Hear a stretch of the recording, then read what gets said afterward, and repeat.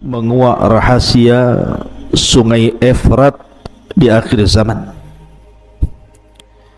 Artinya pagi hari ini kita akan membahas salah satu tanda dari tanda-tanda kiamat yang terjadi di bumi,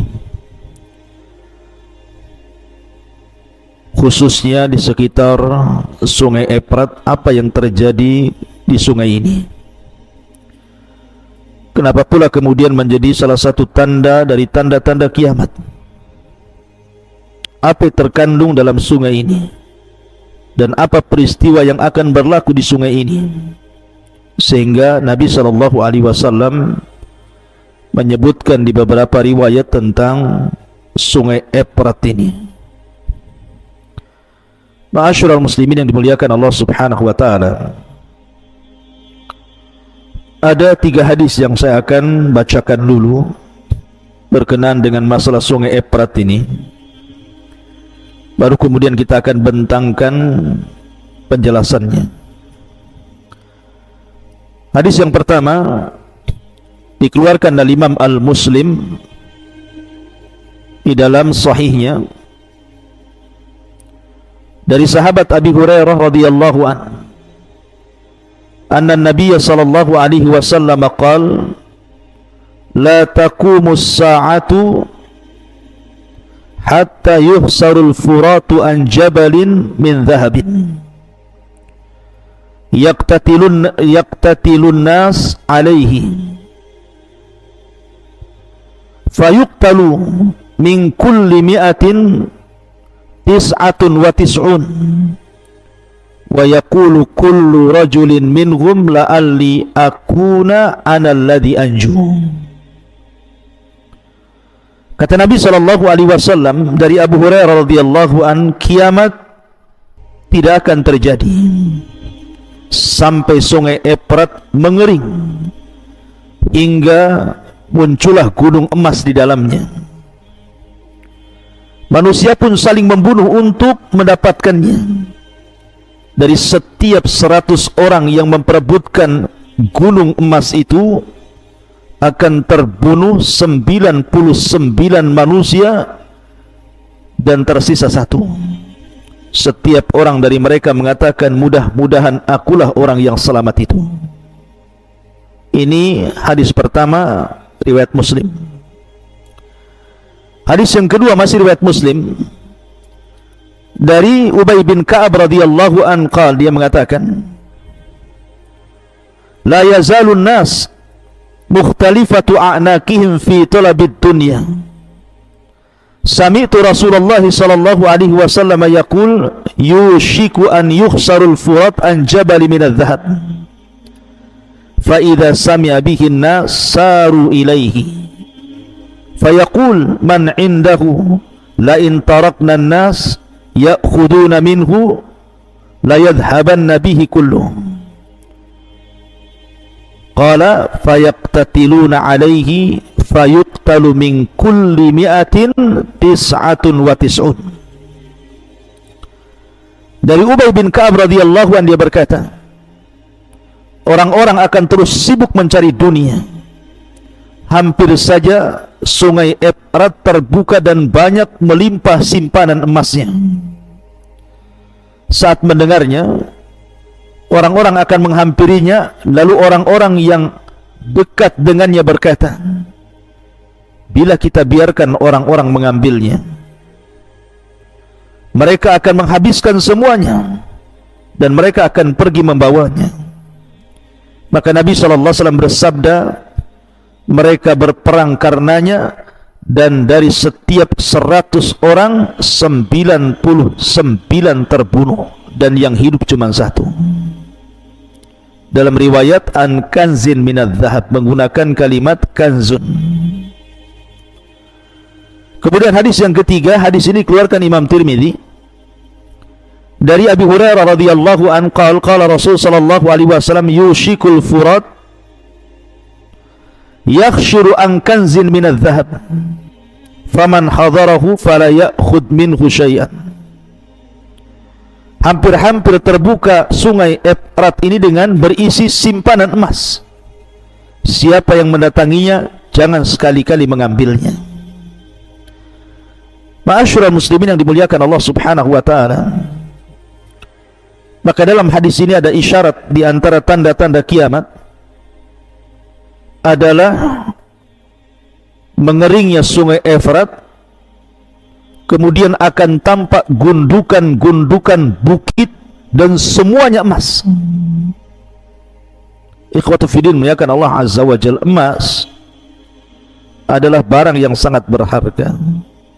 Makanya di zaman Nabi SAW menjadi tukar menukar dalam jual beli dirham atau dinar, karena memang emas itu barang yang sangat dicari manusia, dan sampai hari ini emas itu harganya mahal. Lah di akhir zaman maka Allah Subhanahu wa taala akan memfitnah manusia dengan cara menampakkan satu gunung berupa emas ketika mengeringnya sungai Efrat. Maka di sini Nabi sallallahu alaihi wasallam mengatakan hatta yakhsiral furatu an jabalidz dzahab. Hatta yakhsiral furatu an jabalin minadz dzahab. Sampai-sampai ketika mengeringnya sungai Efrat itu akan muncul bukit emas, dan dari situ manusia akan terfitnah sehingga siapapun yang mendekatinya pasti akan melakukan peperangan demi memperebutkannya. Ma'asyiral muslimin yang dimuliakan Allah Azza wa Jalla, makanya Nabi SAW melarang. Dalam hadis yang ketiga yang saya tadi baca, yushikul furat yakhsiru an kanzin minadz dzahab faman hadarahu fala ya'khudhu minhu syai'an. Hampir-hampir terbuka furat dengan berisi simpanan emas untuk kalian. Siapa yang mendatanginya jangan sekali-kali mengambilnya, karena dia tidak akan selamat. Dia akan menjadi pembunuh atau dia orang yang dibunuh. Karena Nabi SAW mengisyaratkan perang itu dahsyat. Jadi perang yang akan memperebutkan bukit emas yang ada di sungai Efrat itu sangat dahsyat sekali. Saking dahsyatnya sampai-sampai Nabi SAW mengatakan fayaqtatiluna alaihi fayuqtalu min kulli mi'atin tis'atun wa tis'un. Maka mereka akan saling menyerang demi memperebutkan emas itu, sehingga dari 100 orang 99 terbunuh dan 1 yang selamat. Saking dahsyatnya peperangan itu. Dan itu yang akan terjadi di akhir zaman. Ada yang kemudian berusaha untuk mentakwil tentang kalimat Jabal minadz dzahab ini, bukit dari emas ini, bahwa yang diperebutkan itu bukan emas katanya, bahwa yang diperebutkan dalam hadis itu adalah migas, artinya tambang-tambang yang keluar dari lautan. Maka tentu penakwilan ini tidak benar. Pertama, bagaimanapun hadis Nabi SAW tegas mengatakan Jabal min dzahab, artinya bukit atau gunung dari emas. Adapun minyak bumi secara hakikatnya bukan emas kan itu. Emas, minyak bumi gitu. Karena emas adalah barang tambang yang sudah kita kenal, begitu juga minyak bumi. Dan Rasul menyebutnya Jabal, gunung dari emas, tidak menyebutnya dengan sebutan butrul atau yang lainnya gitu ya. Kemudian yang kedua, Nabi SAW menyebutkan kalimat ma'un nahri yakhsiru an jabalin minadz dzahab. Nabi SAW menghabarkan di sini sungai yang akan mengering lalu tampak muncul gunung emas tersebut, sehingga bisa dilihat manusia. Adapun minyak bumi tidak bisa dilihat manusia kecuali diambil dari perut bumi ataupun diambil dari perut lautan. Maka ini juga menolak bahwa mentakwil makna kepada makna yang lain. Kemudian yang ketiga, Nabi SAW mengatakan khassal, ataupun anna Nabi SAW mengatakan khassal furat bihadza duna ghairi minal bihari wal anhar. Nabi SAW mengkhususkan sungai Efrat ini saja tanpa menyebutkan sungai atau lautan yang lainnya. Sementara tambang itu kan ada di semua lautan, ada di semua bumi, tapi di sini dikhususkan dengan kalimat Efrat, berarti hanya di Efrat saja. Dan yang terakhir, Nabi SAW akhbar anna an-nas sayaqtatiluna inda hadzal kanzi. Nabi SAW menghabarkan bahwa manusia akan saling bunuh-membunuh untuk memperebutkan simpanan ini. Kenyataannya ini tidak terjadi kepada masalah cadangan minyak. Ya ada perang, tetapi ada juga yang tidak perang gitu ya. Tapi di sini nasnya manusia berperang. Dari sini menunjukkan bahwa kita hanya memahami zahirnya hadis, emas ya emas, gunung emas ya gunung emas. Jangan diartikan bitrul, hasil bumi, minyak bumi dan begitu seterusnya. Maka kita beriman dengan lafadznya. Baik, kita akan berbicara terkait dengan sungai Efrat yang disebutkan dalam hadis ini. Sebenarnya apa makna kalimat Furat? Ada yang mengatakan Furat itu artinya sebuah sungai yang ada di Kufah. Di akhir zaman sungai ini akan mengering dan akan tampak gunung emasnya dan akan diperebutkan manusia. Sebagian para ulama mengatakan Furat itu artinya lautan. Lautan itu akan mengering kemudian nampak gunung emasnya.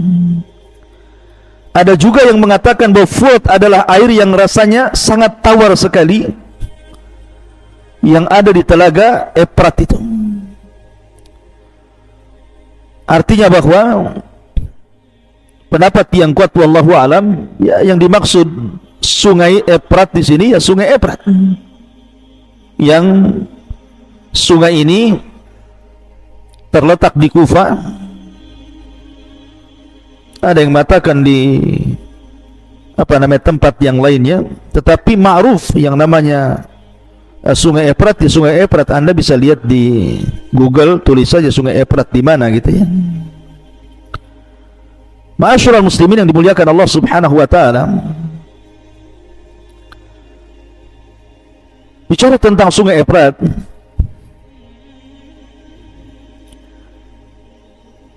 dahulu ada sebuah berita viral, pemberitaan yang bersumber katanya dari NASA, melaporkan bahwa sungai Efrat itu sudah mengering sejak tahun 2003 hingga 2010. Katanya debit air sepanjang sungai telah hilang sebanyak 144 juta kilometer kubik katanya. Sehingga kemudian ada yang memprediksi bahwa kiamat itu telah dekat karena mengeringnya sungai Efrat. Bayangkan 144 juta kilometer kubik itu cukup banyak. Walaupun faktornya itu kan macam-macam. Mungkin faktornya terbawa tanah ke bawah.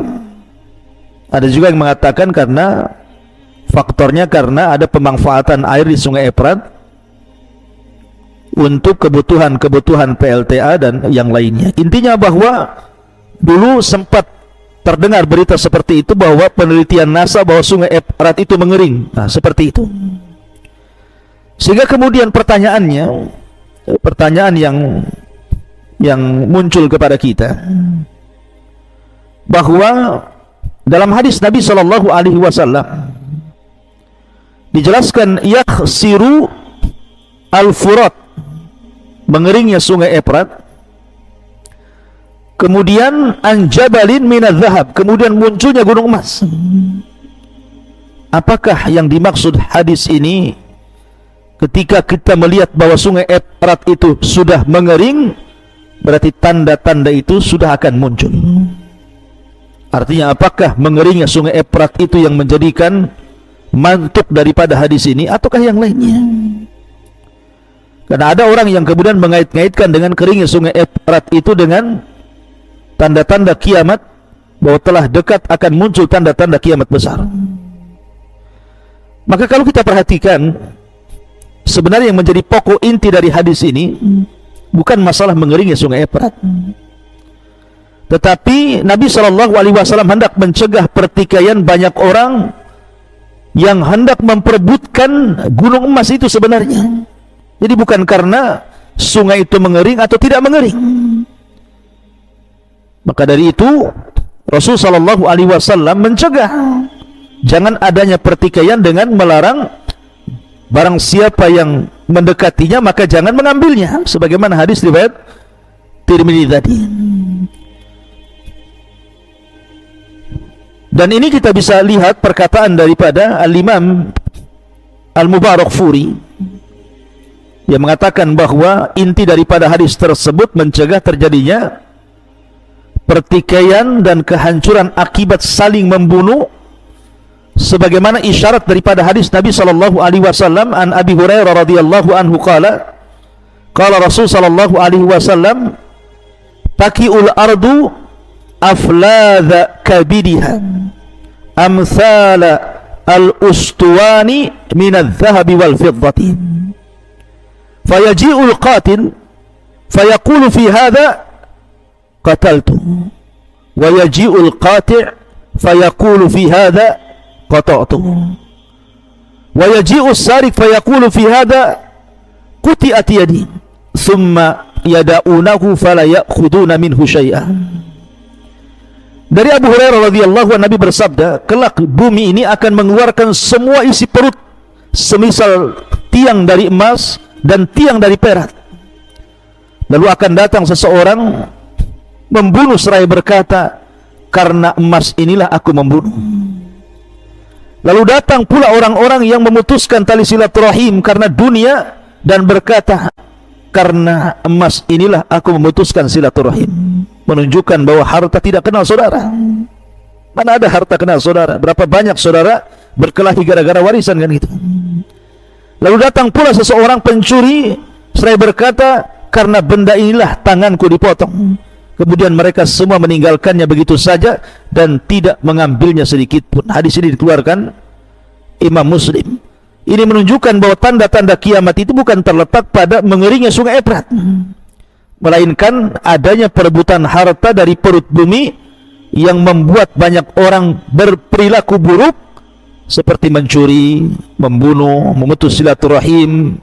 Maka kalau seandainya bisa disingkat, maksud hadis ini adalah larangan untuk berebut sesuatu yang bukan hak milik kita. Itu yang dimaksud Nabi SAW, bukan masalah mengering sungai Efrat ataukah tidak mengeringnya. Tetapi di sini substansinya adalah karena di situ ada bukit emas, manusia akan memperebutkannya, kemudian saling membunuh. Bahkan Rasul menyebutkan dari 100 orang itu yang selamat cuma 99 orang akan mati. Ya. Makanya juga disebutkan oleh Imam Syamsuddin atau Syamsul Haq, Imam Syamsul Haq Al-Azim Al-Abadi, ma'ruf dalam kitab karya beliau Anul Ma'bud, walladhi yadhhar anna nahya an akhdihi lima yanshau an akhdihi minal fitnati wal kitali alaihi. Yang jelas bahwa larangan untuk mengambil emas tersebut adalah karena timbulnya fitnah dan akan terjadi pembunuhan.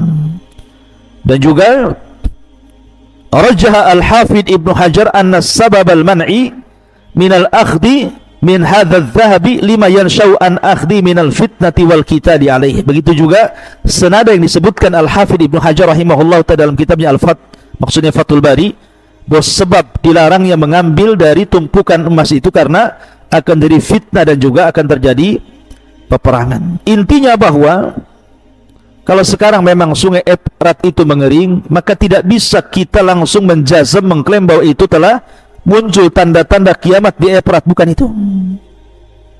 Ya, kita katakan bisa iya bisa tidak, tetapi bukan itu tujuan Nabi SAW menyebutkan tanda-tanda kiamat di sungai Efrat itu. Bukan keringnya, bukan, tetapi munculnya emas, kemudian orang akan berperang. Seolah-olah Nabi mengatakan nanti di akhir zaman kalian akan bertikai, kalian akan berperang, kalian akan saling membunuh karena sebuah dunia, salah satunya gunung emas yang ada di sungai Efrat. Itu maksudnya. Ma'asyiral muslimin yang dimuliakan Allah Subhanahu wa ta'ala, kita pernah mendengar juga sebuah pemberitaan bahwa dihabarkan gitu ya, dalam sebuah berita muncul gunung emas di negara Kango. Jadi daerah Kango, di negeri Kango itu katanya muncul satu gunung emas semua, sehingga masyarakat berbondong-bondong kemudian memperebutkan gunung itu. Apa namanya, membuat semacam pertambangan gitu ya, kemudian mengayak emas-emas dari gunung itu, sehingga mereka mendapatkan pasir emas. Nah, ada yang mengait-kaitkan hadis ini dengan kemunculan gunung emas di Kango. Maka kita katakan tidak bisa. Rasul yang mengatakan Furat, sungai Efrat, kenapa kemudian jadi Kango? Yang lebih parah lagi, pernah terjadi ada heboh berita-berita di mana, kalau nggak salah di Maluku ya, tentang adanya pasir emas gitu. Akhirnya hadis ini seolah-olah terjadi di Maluku. Wah, ini lebih parah lagi gitu ya. Jadi tidak ada bagian-bagian baik di negeri Kango, di Maluku atau di mana saja bahwa hadis ini berlaku di situ, tidak. Tetapi Nabi SAW sudah tegas-tegas di sini mengatakan yakhsiru al-furat an jabalin minadz zahab, bahwa hampir-hampir saja terbuka atau mengeringnya sungai Efrat sehingga terbuka dan banyak simpanan emas di situ. Ma'asyiral muslimin yang dimuliakan Allah Azza wa Jalla. Dan sekali lagi bahwa sungai ini, kalau kita melihat di internet gitu ya, jadi sungai ini membelah pegunungan Toros, lalu melewati Suriah, di kota Jarablus, melewati Irak di kota Al-Bukmal, dan bertemu sungai Tigris di Al-Qurnah yang bermuara di Teluk Arab. Ada yang mengatakan seperti itu. Panjang sungai Efrat ini mencapai 2.375 km. Lah dua anak sungainya itu mengalir di daerah Al-Baligh dan juga Al-Kabur, dan konon katanya kedua-duanya sudah mengering. Artinya bahwa sungai Efrat ini memanjang sampai melintasi 3 negara, Turki, Syria, kemudian Irak, kemudian bermuara di Teluk Arab ya. Dan dia adalah merupakan sungai terbesar di Asia Barat, yang luar biasa gitu ya. Ma'asyiral muslimin yang dimuliakan Allah Subhanahu wa taala, intinya bahwa di sungai itulah Nabi sallallahu alaihi wasallam mengisyaratkan bahwa akan terjadi tanda-tanda kiamat. Apakah kemudian hari itu tanda-tanda ini sudah terlihat atau tidak, wallahu a'lam. Tapi kewajiban kita adalah meyakini bahwa tanda-tanda ini pasti akan berlaku, karena hadis tentang masalah ini sahih ya. Hadis tentang masalah sungai Efrat ini sahih. Saya sebutkan 3 riwayat tadi, 2 riwayat Muslim dan 1 riwayat Tirmidzi. Dan ini akan berlaku. Dan pelajaran bagi kita tentang masalah menguak sungai Efrat ini, bahwa sebagaimana sabda Nabi SAW tadi yang saya bacakan, bahwa terkadang harta itu menjadikan orang akhirnya membunuh, menjadikan orang akhirnya memutus silaturahim, menjadikan orang akhirnya dipotong tangannya, ataupun mungkin zaman sekarang ditangkap dan dipenjarakan karena gara-gara harta ya. Karena harta itu dalam bahasa Arab disebut al-mal, yamilu ilaihi al-qalbu, di mana hati orang itu tertarik untuk mendapatkannya. Makanya mal disebut mal, harta disebut mal dalam bahasa Arab, karena orang mengejarnya. Makanya ada yang mengatakan, seorang penyair mengatakan, ra'aitun nas qad malu ala man indahu malun wa mala indahu malun fannasu anhu malu. Maka engkau akan melihat manusia akan berpaling dan akan mengejar orang-orang yang punya harta. Adapun orang yang tidak punya harta, maka manusia pun akan meninggalkannya. Karena harta itu adalah fitnah. Allah sendiri yang mengatakan, innama amwalukum wa auladukum fitnah, bahwa anak-anak kalian dan harta kalian itu bisa menjadi fitnah. Terkadang gara-gara harta orang bisa murtad, gara-gara harta orang bisa kufur, gara-gara harta orang bisa maksiat, gara-gara harta orang bisa bermusuhan, bahkan sama sekali tidak kenal siapa saudara, siapa anak, siapa bapak, karena harta itu membuat orang gila. Makanya kenapa Nabi SAW mengatakan malun saleh li rajulin saleh, harta yang baik itu kalau dikelola orang baik. Tapi kalau harta itu jahat karena yang mengelola adalah orang jahat. Wallahu a'lam bishawab. Ini yang bisa saya sampaikan. Silakan bagi para pemirsa Kiswah TV yang ingin bertanya ataupun di Humairah Channel yang ingin bertanya, silakan menulis pertanyaannya, dan yang bisa saya jawab kita akan jawab, yang tidak bisa saya jawab insya Allah kita pending dan kita akan jawab di lain kesempatan. Tapi sudah ada yang masuk di sini dari hamba Allah ingin bertanya tapi di luar tema Ustadz. Saya pelaku kawin lari. Saya pelaku kawin lari karena kedua orang tua saya nggak suka sama istri saya, dan sekarang setelah 2 tahun usia pernikahan saya talakkan karena pertengkaran antar saya dengan istri saya. Lalu saya pulang ke rumah orang tua saya dan menghabarkan berita tentang hubungan kami dengan dia dan melarang saya untuk balik. Apakah saya harus menuruti orang tua atau hati saya Ustaz? Terima kasih. Kawin lari ya? Apa kawin sambil lari? Tentu yang dimaksud kawin lari itu mungkin yang saya pahami kurang direstui mungkin dari kedua belah pihak, akhirnya kawin lari. Pertama, kalau seandainya kawin lari itu maksudnya seseorang kemudian seorang wanita tanpa wali karena tidak direstui oleh keluarganya, akhirnya kemudian kawin sembarangan, cari Pak Kiai, cari Pak Ustadz, cari tokoh agama, kemudian tolong kawinkan saya, maka kawin seperti ini tidak sah. Dan Nabi SAW mengatakan la nikaha illa biwaliyin wa syahidai adlin. Tidak ada nikah kecuali ada wali dan 2 saksi yang adil. Dan Pak Kiai, Pak Ustadz, tokoh agama itu bukan wali wanita itu, karena yang dimaksud wali itu orang tuanya, atau yang sekedudukan dengan orang tuanya, pamannya, atau mungkin saudara kandungnya dari pihak bapak, dan begitu seterusnya.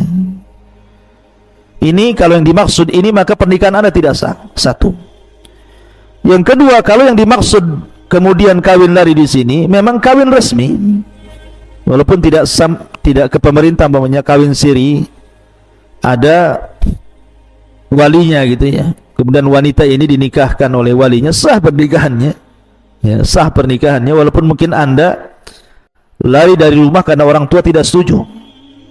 Kemudian terjadi cekcok, kemudian Anda pulang kembali. Pertanyaannya, apakah Anda sudah punya anak di situ?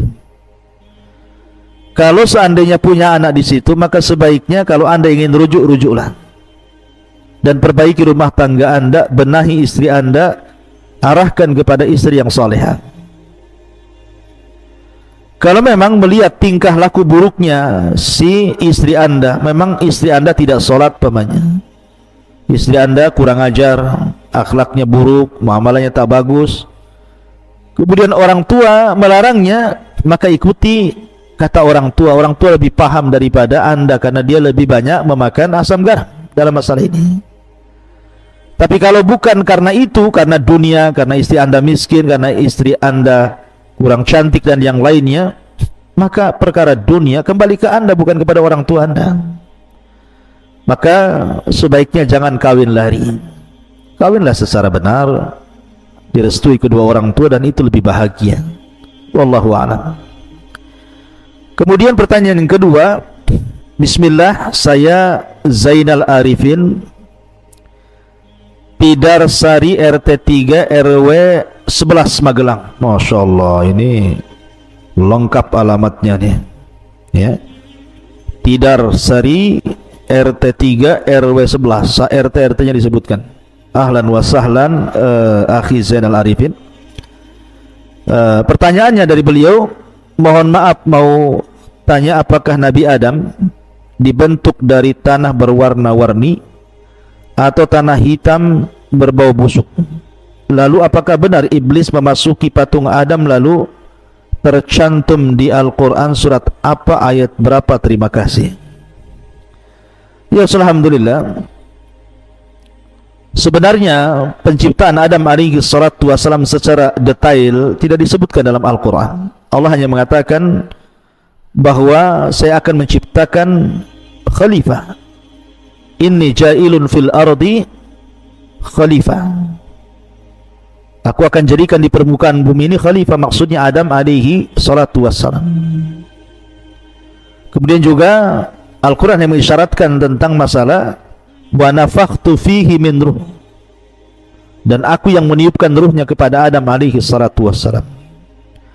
Adapun tentang terbentuknya penciptaan Adam alaihi salatu wassalam, Anda bisa baca dalam kitab Al-Bidayah wan Nihayah karya Imam Ibnu Katsir rahimahullahu taala.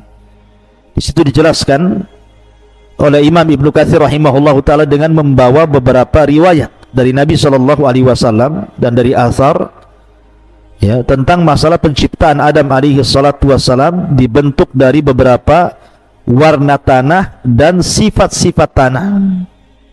Jadi maksudnya warna-warna tanah ada yang hitam, ada yang merah, ada yang kuning, ada yang putih, macam-macam kan warna tanah itu. Dan sifat-sifatnya ada yang keras, ada yang lembut, ada yang diantara keduanya, sehingga dari situlah sifat-sifat manusia dan warna kulit manusia terbentuk. Makanya ada manusia berkulit hitam, ada yang manusia berkulit putih, ada yang manusia berkulit kuning, ada yang manusia berkulit ini itu, ada yang nyampur-nyampur, ada yang belang-belang gitu ya. Kemudian juga sifat-sifatnya ada yang lembut, ada yang keras, ada yang kadang lembut, kadang keras, ya mungkin sifat-sifat tanahnya seperti itu. Jadi secara mantuk nas Al-Quran memang tidak ada, tetapi Anda bisa melihat riwayat-riwayat hadis Rasul, dan saya anjurkan bacalah dalam kitab Al-Bidayah wan Nihayah karena karya Imam Ibnu Katsir rahimahullah ta'ala. Wallahu a'lam. Kemudian pertanyaan yang ketiga, saya bekerja sebagai akuntan di salah satu perusahaan yang menawarkan jual beli dengan menggunakan Visa atau Mastercard untuk semua bank selama transaksi jual beli, dan pihak bank mengambil biaya administrasi dari kami sesuai nilai setiap transaksi kisaran 2% sampai 3%. Kami mencatatnya sebagai transaksi banking dan kami mendapatkannya dari pegawai beserta barang yang terjual. Pertanyaannya, apakah menggunakan peralatan media ini perkara mubah menurut syar'i, dan jika tidak boleh maka apakah penggunaan dianggap menggunakannya untuk mempermudah riba, dan apakah yang kami lakukan dengan mencatatnya seperti transaksi banking termasuk catatan riba?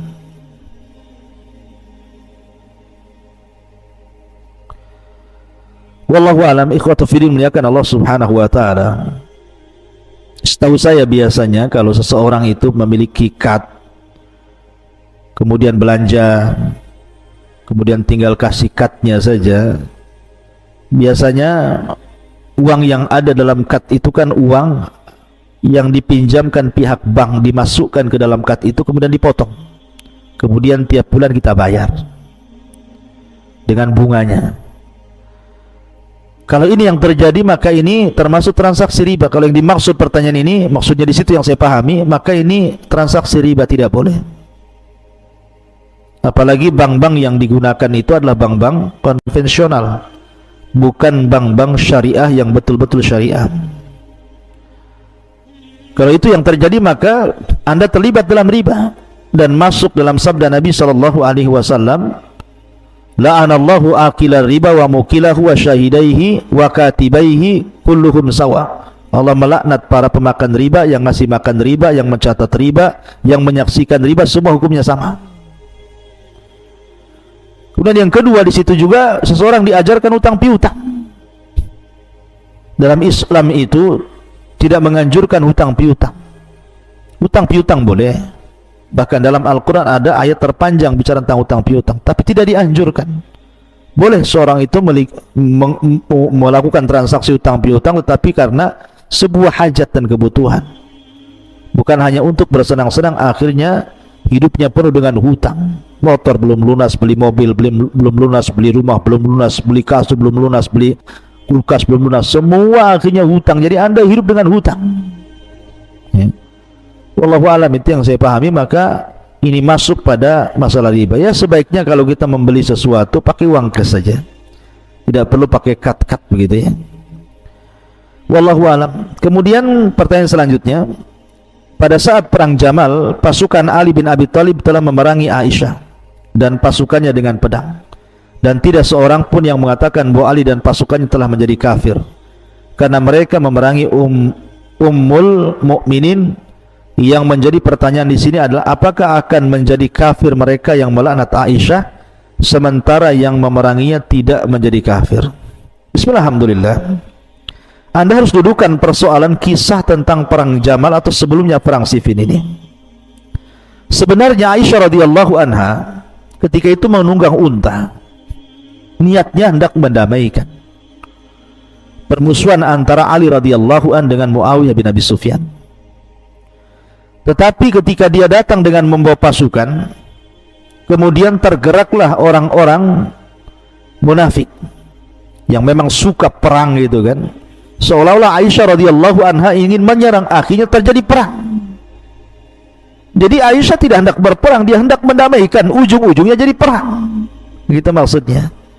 Dan kalau itu sudah terjadi, tidak bisa seseorang itu mencegah. Contoh real saja seperti ini, umpamanya ada demo nih, ada demo, kemudian ketua demonya itu kan menasihati, tolong kita datang kemari ini untuk damai, tolong jangan ada keributan. Rupanya mungkin ada oknum-oknum melakukan keributan, akhirnya terjadi kerusuhan. Bisa nggak kira-kira juru demonya ini ketika terjadi kerusuhan suruh berhenti? Nggak akan bisa. Kebanyakan kalau sudah rusuh-rusuh ya.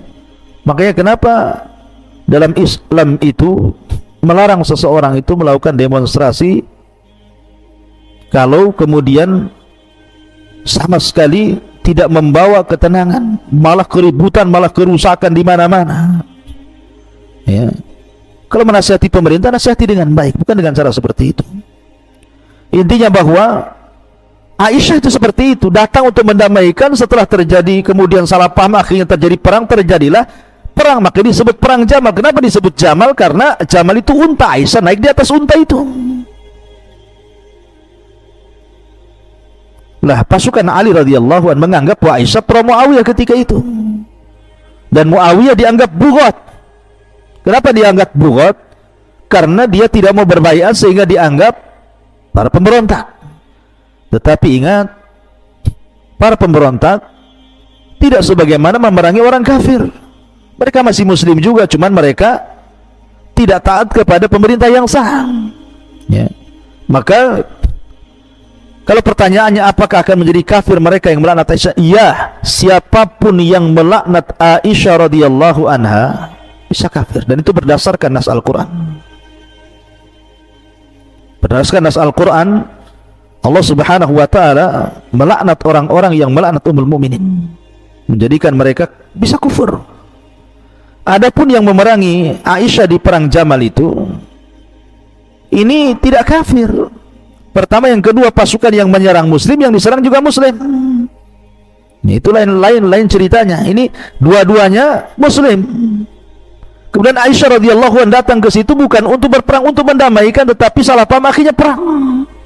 Jadi dibedakan nih, jangan kemudian dicampur adukan. Adapun yang melaknat Aisyah radhiyallahu seperti orang Syiah, naudzubillah, yang melaknat Ummul Mukminin Aisyah radhiyallahu an, kemudian mengatakan dia pezina, ini bisa dusta, karena Allah subhanahu wa ta'ala sudah membersihkan Aisyah di dalam surah Nur, dan Al-Quran sudah mengancam siapapun yang mencela Ummul Mukminin Aisyah radhiyallahu anha atau istri yang lainnya, dia bisa kufur ya. Jadi harus dibedakan di antara perkara mencela Aisyah radhiyallahu anha secara umum dan bicara tentang masalah peperangan Aisyah radhiyallahu anha di perang Jamal.